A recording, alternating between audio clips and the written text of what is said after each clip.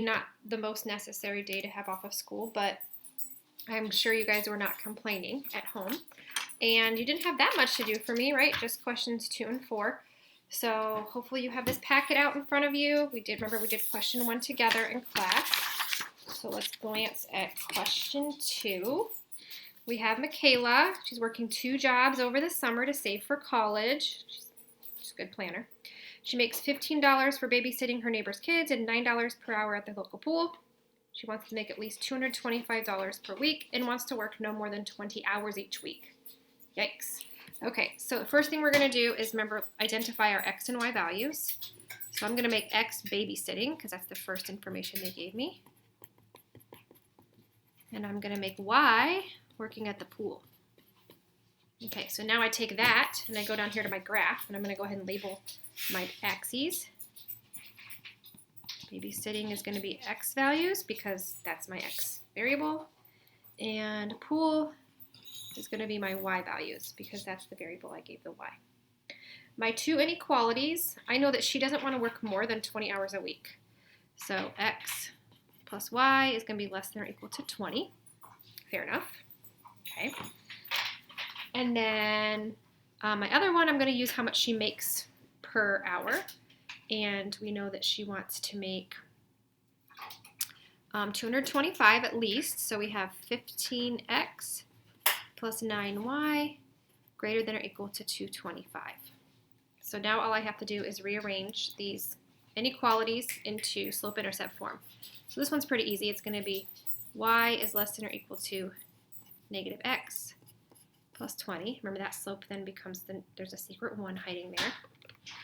And then this one is a little more complicated. I'm going to subtract the 15x over here, and then I divide by 9, and hopefully you were able to get y is greater than or equal to negative 5/3 x plus 25. After you simplify the 15 divided by 9, you get negative 5/3, and 225 divided by 9 gives me that 25. So now I have my 2 inequalities to graph. And I see that my y-intercepts are 20 and 25, so I'm going to go by 5s. But I'm going to go by 5s using every other line, right? So I'm not going to write the 2.5. I'm just going to write 5, 10, 15, 20, 25. And you might have done something totally different, and that's okay. Your increments do not have to match mine. They just need to work for the problem. Okay, you'll be able to see real quick if they don't. So same thing here, 5, 10, 15, 20, 25. So again, each of these lines is actually worth 2.5, right? Hours. I'm going to go ahead and put hours here in parentheses. Pool hours and babysitting hours. Okay, got my pencils. I've got my yellow and my blue. I should have brought an eraser, or excuse me, a pencil sharpener, but that's okay. So I'm going to graph these. So I'm going to make this first one yellow because that's what we've been doing. I'm going to make this second one blue because that's what we've been doing. And again, you're probably just checking your work, but if you're not checking your work and you need to know how to do this, then here you have it. All right, so the yellow one starts at 20, easy peasy, and it just goes down 1 over 1, down 1 over 1. Well, because it's down 1 over 1, down 1 over 1, I can actually just do down and over each line because these are all proportional to just 1, right? So I can go down 1 over 1, down 1 over 1, right?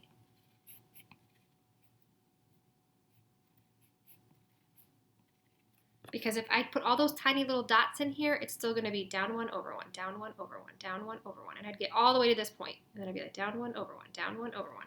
So I can just kind of eliminate that redundancy. And I'll draw my line here. Okay. Got that one done. Now I need to decide really quick, do I shade up or down? So she wants to work less than or equal to 20 hours. So that means I'm going to shade down towards the 0. Also, I can put my 0, 0 is 0 less than or equal to 20. It sure is, so that would mean I shade towards my origin, where that 0, 0 would be.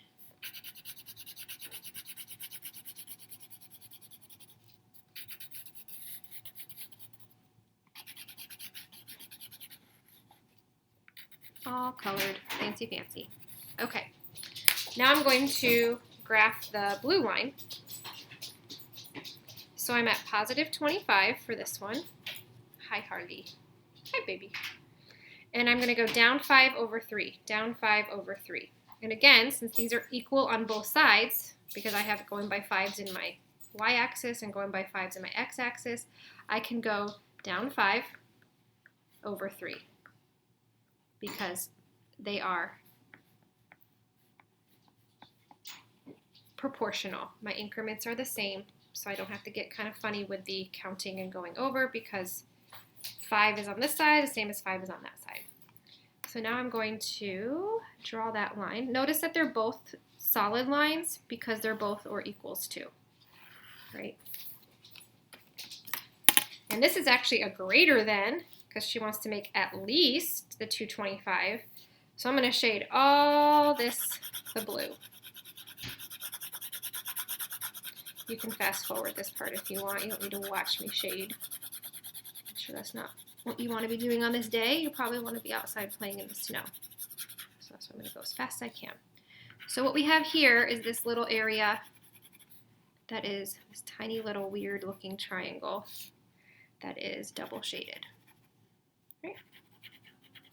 So now when it asks what are two possible solutions based on the graph, so we have to find ordered pairs in here. Now remember, this is a whole like 5 hours. So you could pick anything in here. You could say like 16 hours of babysitting and 5 hours or 2.5 hours of the pool. I mean, you could kind of figure any actual mini ordered pair that would be in there.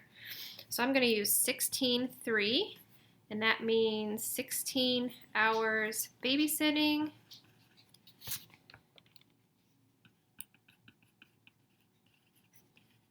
and 3 hours at the pool.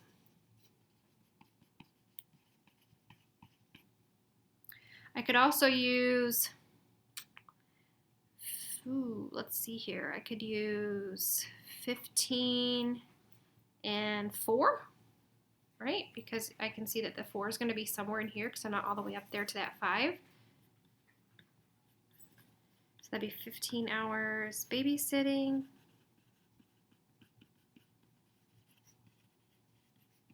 And 4 hours at the pool. Right? And again, your answers don't have to match mine exactly, but they do need to be accurate with the graph. Okay, so she doesn't have a whole lot of wiggle room here to decide where exactly she wants to be able to do both things. Right? She's going to do a lot more babysitting, which makes sense because you make a lot more money doing babysitting. Okay. All right. Let's look at number 4. I'm sure you guys were excited that you hopefully realized that this is actually a 3-parter again. That's why I brought home my orange. Okay. Rick bought a food truck. It's very brave of you, Rick. To sell snacks at the beach. He plans to sell hot dogs for $3, popsicles for $2. He wants to sell at least 20 hot dogs, but can sell no more than 50 popsicles. His goal is to make more than $300. Okay, so let's talk about this. Why would he have a limit for popsicles? Why do you think he would have a limit for popsicles? Hopefully you're like, well, maybe he doesn't have very much freezer space, and then that would be your correct answer, right? He can't sell more than 50 popsicles because he probably can't have more than 50 popsicles on his food truck. So that's probably why he has that limit. Okay, so we have hot dogs. He knows his audience. And we have popsicles.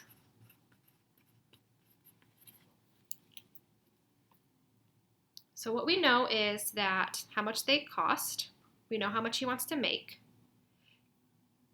We know he wants to sell a certain amount of hot dogs and a certain amount of popsicles. So our 3 inequalities are, first we're going to do the price. So we have 3x plus 2y.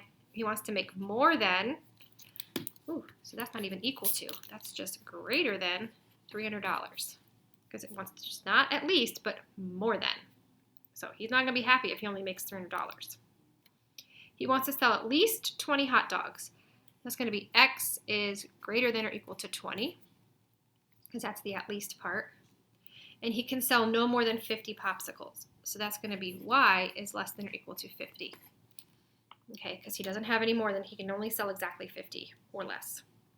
So what we have to do here is turn this into the slope-intercept form. So you're going to end up with y is greater than negative 3 over 2.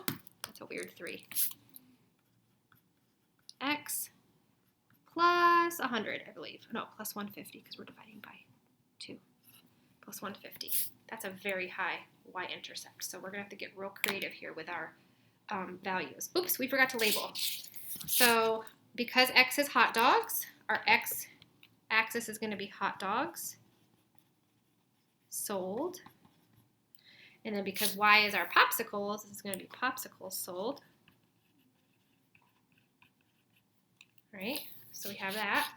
Our increments need to be, gosh, pretty high for how much he wants to make.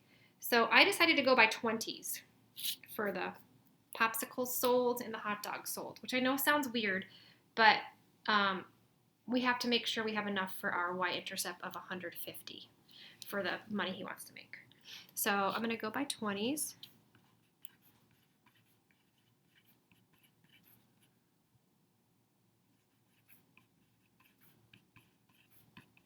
I'll stop at 180 because it's not going to, he starts at the 150. Same with hot dogs. I'm going to go by 20s. 20, 40, 60, 80.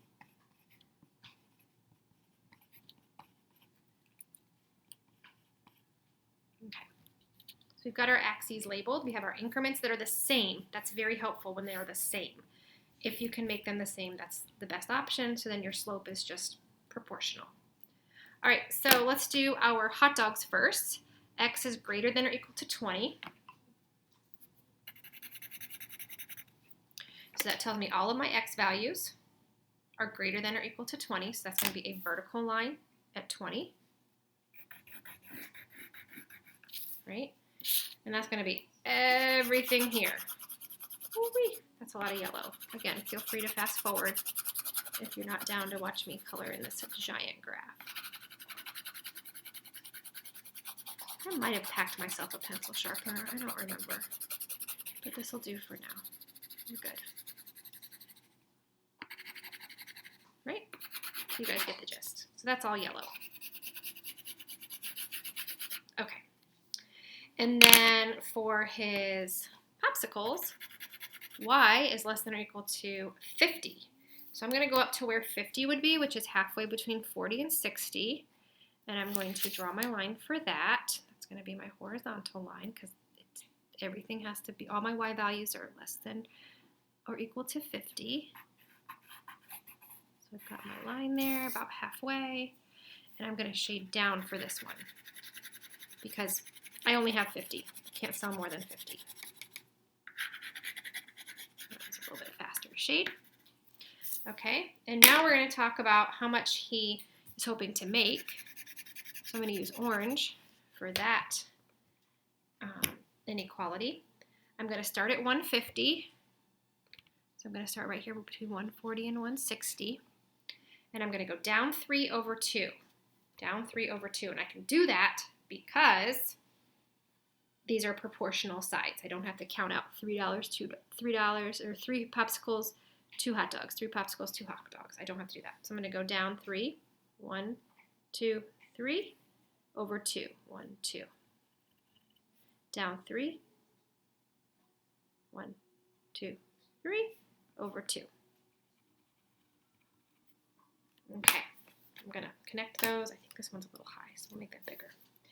And notice this is a dashed line because it's not,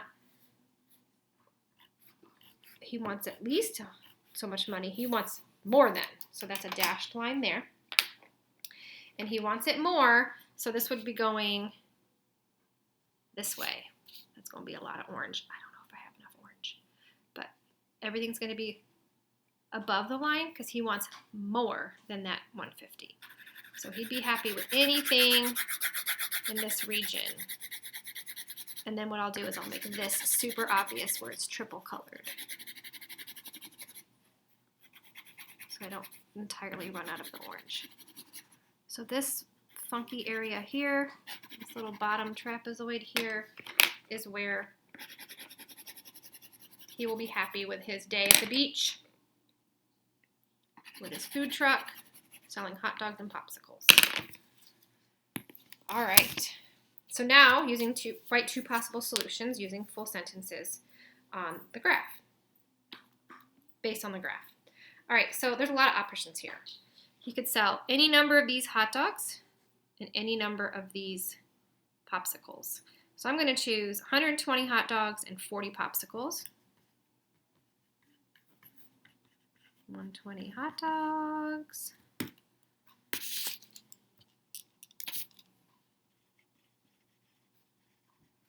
And 40 popsicles. 40 doesn't look very good, does it? Because it's really out of focus.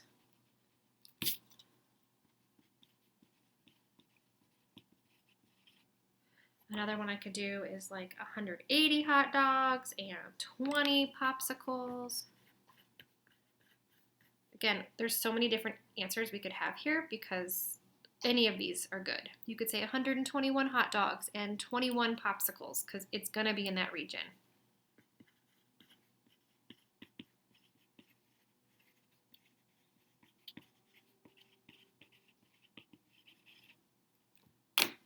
Okay, hopefully that wasn't too painful. Tomorrow, my fingers are crossed that I'll see you. But if I don't, please remember to bring your binder back. Or excuse me, if I don't, we will do the study guide tomorrow. If I do, make sure you bring your binder back, and we'll get prepared for the quiz. The quiz will not be on Friday. I repeat, the quiz will not be on Friday. It'll be next week. All right, thanks, guys. Have a great day. Be safe in the snow.